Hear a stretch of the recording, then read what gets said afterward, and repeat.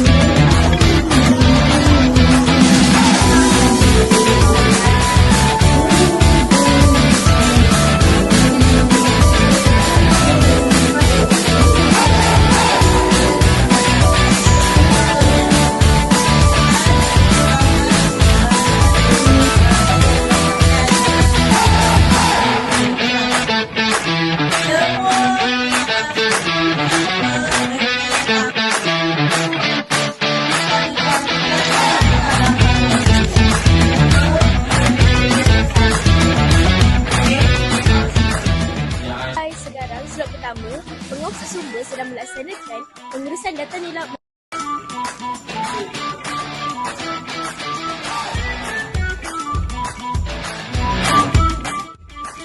Hai, salam sejahtera. Apakah nama anda dan anda dari kelas mana? Saya Ali Kidal, saya dari kelas 2 Harapan. Okey, sempena Minggu Sumber dan Maklumat PSS, apakah perasaan anda menyertai program ini? Saya rasa best lah sebab dapat banyak buat lakukan aktiviti. Okey, terima kasih. Sekarang sedang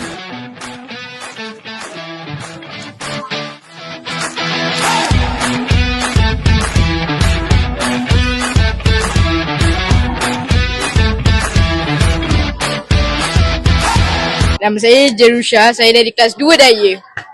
Okey, soalan saya, aktiviti apa yang menarik perhatian anda apabila awak tiba di VSS? Untuk saya pilih karaoke. Dia 2 lagu RM1, kalau 1 lagu RM50 saja. Murah dan best juga.